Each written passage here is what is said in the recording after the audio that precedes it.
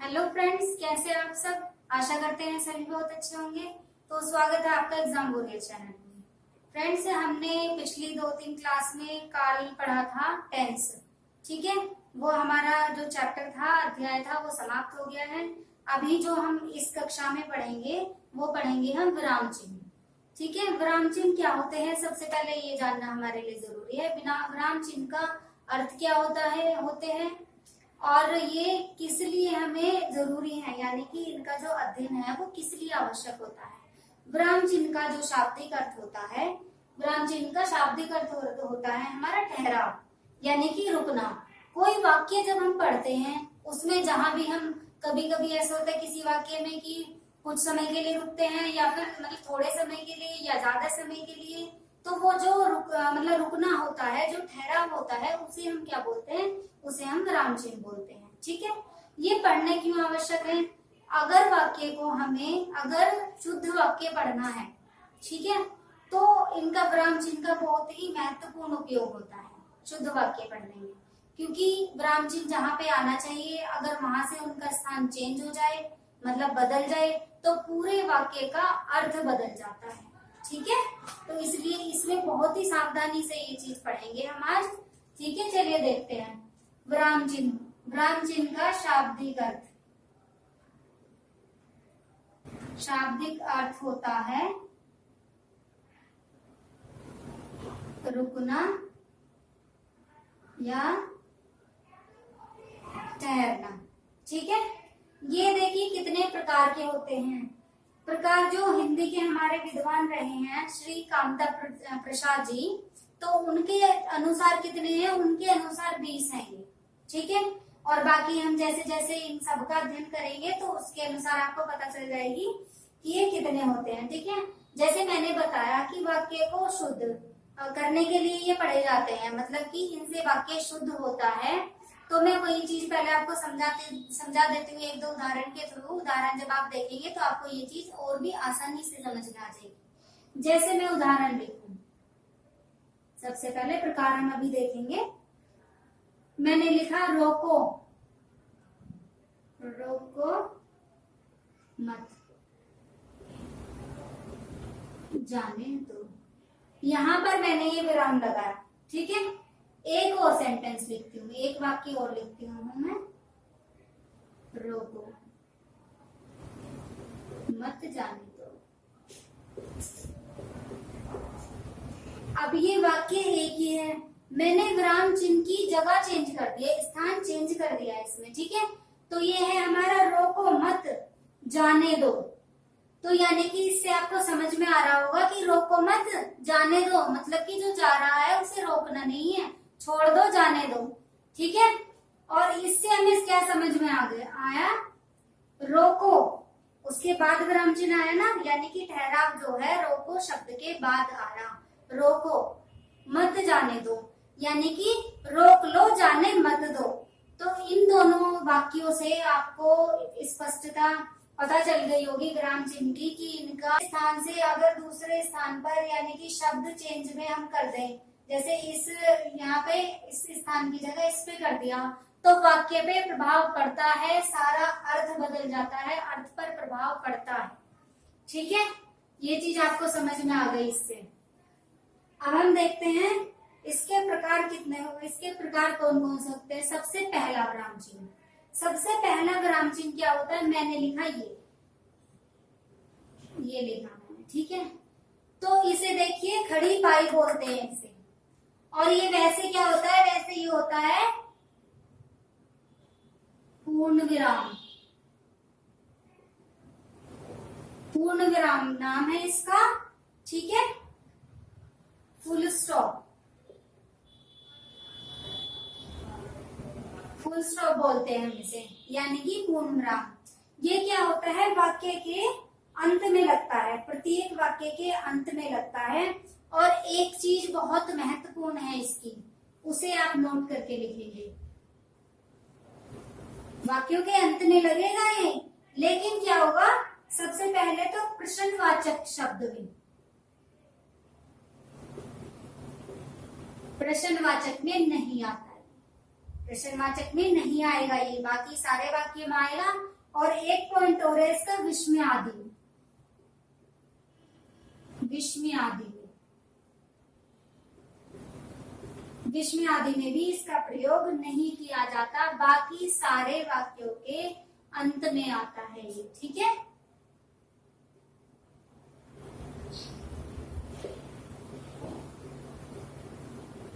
वाक्यों के अंत में इन दोनों को छोड़कर, यानी कि इन दोनों के जो वाक्य होंगे उन वाक्यों को छोड़कर बाकी सारे वाक्यों के अंत में ये वाला चिन्ह आता है, पूर्ण विराम, फुल स्टॉप, ठीक है। अब हम इसके उदाहरण देखते हैं। उदाहरण देखिए, मैं कई बार शिरडी में आया हूं। मैं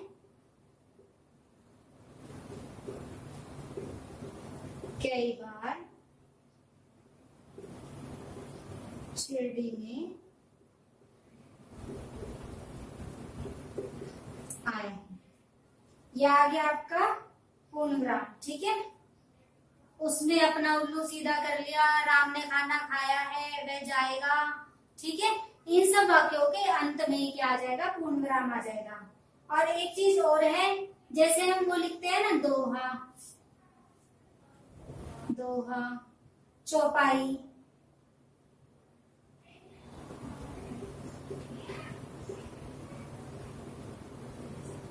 सवैया आदि, इनके जो वाक्य होते हैं जैसे दोहा के, चौपाई के, सवैया के, इनमें भी आता है ये चिन्ह, ठीक है। दूसरा विराम चिन्ह, पहले के बारे में आपको बहुत अच्छे से समझ में आ गया होगा, ठीक है। दूसरा विराम चिन्ह होता है हमारा अर्धविराम।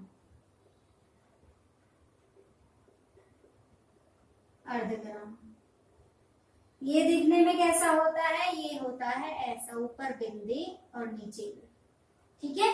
इसे बोलते हैं हम अर्धविराम या फिर सेमीकोलन। सेमीकोलन, ठीक है।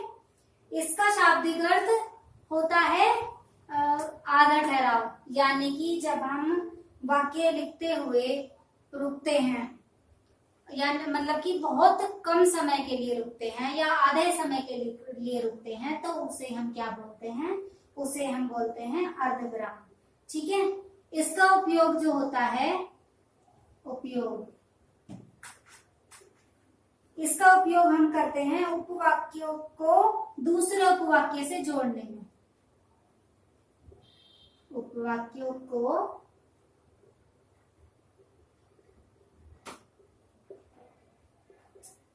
दूसरे उपवाक्य में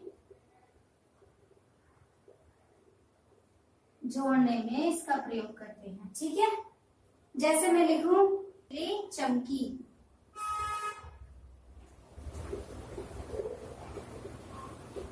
फिर भी वर्षा नहीं हुई।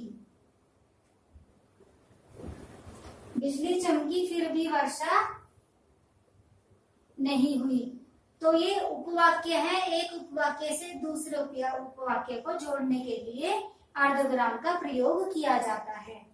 एक पॉइंट और है इसका, सभी प्रकार की उपाधियों के लिए भी इसका उपयोग होता है। सभी प्रकार की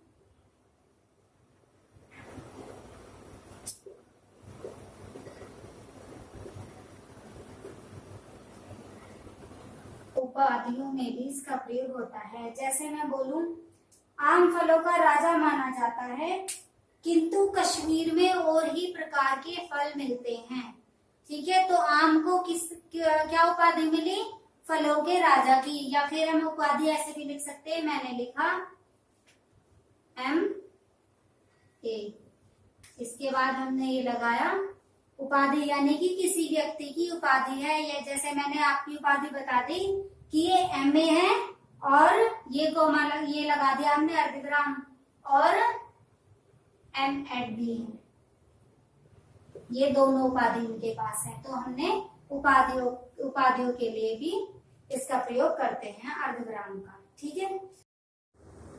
पत्र अभिवादन में भी इसका प्रयोग होता है। जैसे लिखते हैं ना, किसी को पत्र लिखना हो हमें, हम लिखेंगे भाई, नमस्कार, निवेदन, महोदय। आपने भी जो एप्लीकेशन लिखते हैं, प्रार्थना पत्र लिखा होगा, छुट्टी के लिए लिखा जाता है या किसी भी चीज के लिए लिखा हो, तो उसमें जैसे हमने लिखे ना, जैसे लिखते हैं सविनय, यहाँ पे लगा देते हैं, है ना।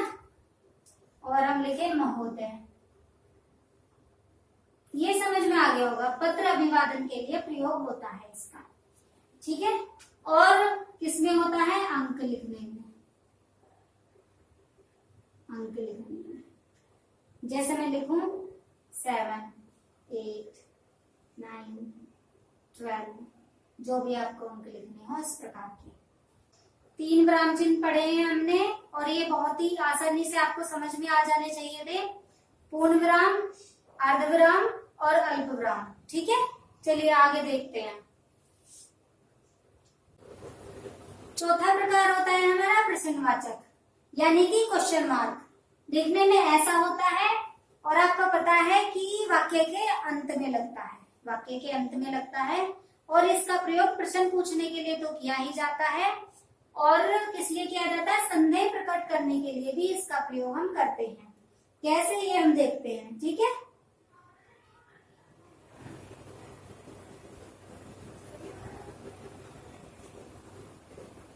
वे कहाँ जा रहे हैं?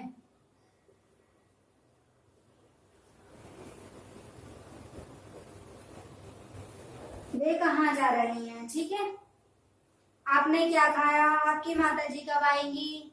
उसका कैमरा कहाँ है? इस तरह के शब्दों में होता है। ये तो पहचानना बहुत ही आसान होता है, ठीक है। 4 हो गए हैं हमारे। आगे की ओर देखते हैं। 5वां होता है हमारा विस्मयादिबोधक।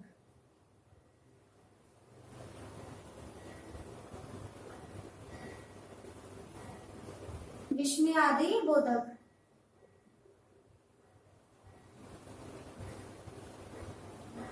इसे क्या बोलते हैं? एक्सक्लेमेटरी, ठीक है। और ये दिखने में होता है ऐसा, एक डंडा होता है और उसके नीचे ये बिंदी होती है, ऐसा ये दिखने में होता है। ये किस लिए प्रयोग किया जाता है? संबोधन, जहां पे हम बात करेंगे, किसी को संबोधित करेंगे, हर्ष की बात होगी, शोक की बात होगी, आश्चर्य की बात होगी, और हमारा क्या होगा? व्यंग की बात होगी। मैं लिख देती हूँ ये सारी। जैसे हम बात करेंगे हर्ष,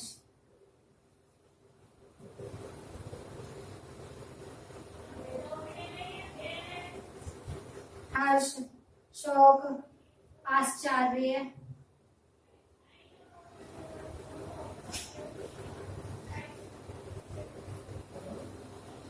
संबोधन, घृणा, संबोधन आदि। इस प्रकार के जो शब्द होते हैं उसमें प्रयोग किया जाता है। जैसे मैंने लिखा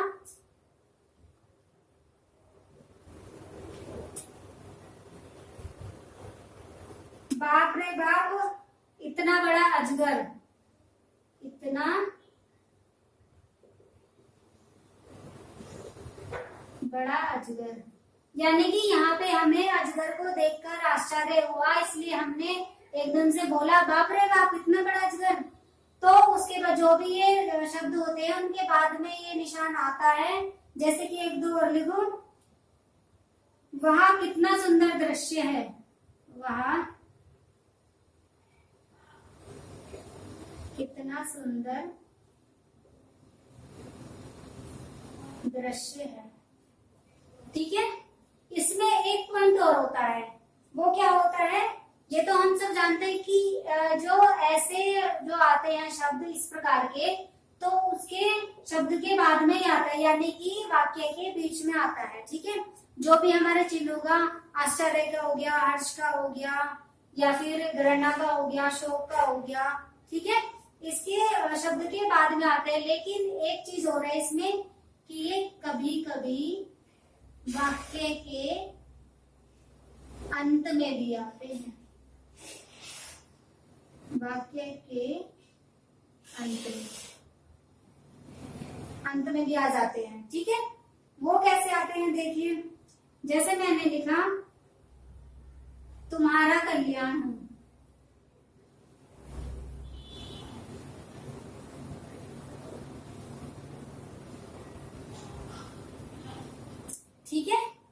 तरह के वाक्य होंगे।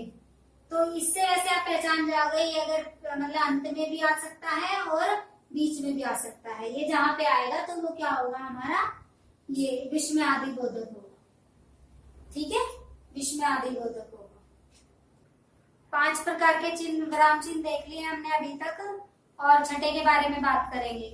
छठा कौन सा होता है हमारा, उद्धरण या फिर अवतरण चिन्ह। ठीक है, क्या बोलते हैं इसे, इन्वर्टेड कॉमा। Inverted comma. और कैसा होता है देखने में, इन्वर्टेड कॉमा ये वही तो होता है, डायरेक्ट इनडायरेक्ट में इंग्लिश में यूज होता है ना, इंग्लिश में डायरेक्ट इनडायरेक्ट में इसका प्रयोग करते हैं हम। और ये देखने में कैसा होता है, ऐसा होता है, यानी कि 6699। एक ये होता है, ये कॉमा भी मतलब इन्वर्टेड कॉमा भी 2 प्रकार के होते हैं। पहला होता है इकहरा अवतरण चिन्ह, दूसरा होता है दोहरा अवतरण चिन्ह। दोहरा तो हो गया ये, जिसमें ये डबल हो गए, यानी कि 6699। इकहरा क्या होता है, 1619। ये याद करने के लिए बता रही हूँ मैं, 66 और 99 लिख मत देना ऐसे, ठीक है। ये याद करने के लिए है, इनकी बनावट क्योंकि ऐसी होती है, जैसे मैंने लिखा ये 66 और 99, तो ऐसे तो बने हुए हैं ये। ठीक है, दोहरा ये होता है और इकहरा ये होता है। ये कैसे कैसे कहाँ कहाँ प्रयोग होते हैं वो मैं आपको अभी बताऊंगी। ठीक है, इकहरा सबसे पहले हम पहले की बात करेंगे, इकहरा कैसे कैसे प्रयोग होता है। इकहरा अवतरण चिन्ह, कवियों के जो उपनाम होते हैं, कवियों के उपनामों में इसका प्रयोग होता है, और लेखकों की रचना में, लेखकों की रचना में कैसे, जैसे मैंने लिखा सरिता।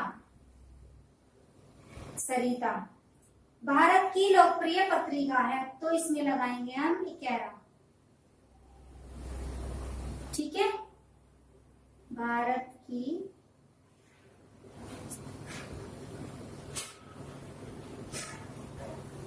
लोकप्रिय पत्रिका है। और देखें, जैसे मैंने लिखा, मैंने ये बताया कि उपनाम में भी प्रयोग होता है, कवियों के उपनामों में भी इसका प्रयोग होता है। मैंने लिखा सूर्यकांत त्रिपाठी निराला, तो इनका जो उपनाम है इसमें भी प्रयोग होगा। ठीक है, मैं लिखूं महादेवी वर्मा, तो वर्मा जो आएगा वो इकहरे अवतरण चिन्ह में आएगा। ठीक है, दूसरा, इसका दूसरा प्रकार देखते हैं, दोहरे के बारे में बात करते हैं। ठीक है, जो हमारा दोहरा अवतरण चिन्ह होता है इसके बारे में बात करें। ये कहाँ प्रयोग होता है, किसी की पंक्ति हो या फिर किसी की उक्ति जो होती है, जैसे कि कवि है या फिर कोई नेता है, किसी ने कुछ कहा, ठीक है, तो उसको हम जब बिना परिवर्तित किए, उसमें बिना संशोधन किए हम मतलब जो का त्यों से लिखते हैं, तो तब हम कौन सा चिन्ह लगाते हैं, तब हम दोहरे अवतरण चिन्ह का प्रयोग करते हैं। कैसे, जैसे मैंने लिखा लोकमान्य तिलक ने कहा, लोकमान्य तिलक ने कहा था,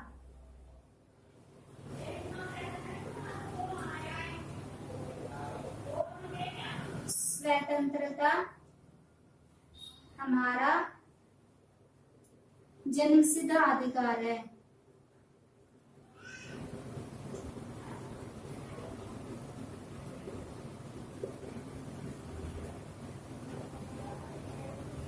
यानी कि इन्होंने मतलब कि ये जो मैंने लिखा है, तो वो इन्होंने ऐसा का ऐसा जो का त्यों ही कहा है, इसमें हमने कोई भी फेरबदल, कोई भी संशोधन, कोई भी बदलाव नहीं किया है। ठीक है, जो का तो हमने ये ऐसा ही लिखा है, इसलिए ये हमारा आया है दोहरे उद्धरण चिन्ह में के अंदर आया है ये वाक्य। ठीक है, इस प्रकार की पंक्ति, वाक्य, कोई भी बात होगी किसी के द्वारा कही गई जो हम ऐसे ही लिखते हैं उसे हम दोहरा उद्धरण चिन्ह कहते हैं। ठीक है, 6 प्रकार हमारे हो गए उद्धरण चिन्ह के इस वाली वीडियो में। ठीक है, बाकी हम करेंगे इससे आगे वाली वीडियो में, इसी का पार्ट करेंगे आगे, जो चिन्ह होंगे हमारे आगे वाले। इतना तो आपको बहुत अच्छे से समझ में आ गया होगा, और एक बार वीडियो देख के फिर थोड़ा सा नोट करके फिर उसे रिवाइज कर लेना जब भी आपका एग्जाम वगैरह आएगा। तो वीडियो पसंद आई हो तो वीडियो को लाइक करना और चैनल को सब्सक्राइब करें, जैसे ज्यादा से ज्यादा वीडियो को शेयर करें। ठीक है, मिलते हैं अपनी नेक्स्ट वीडियो में। तब तक के लिए अपना ध्यान रखिए और अच्छे से पढ़ाई करते रहिए। धन्यवाद।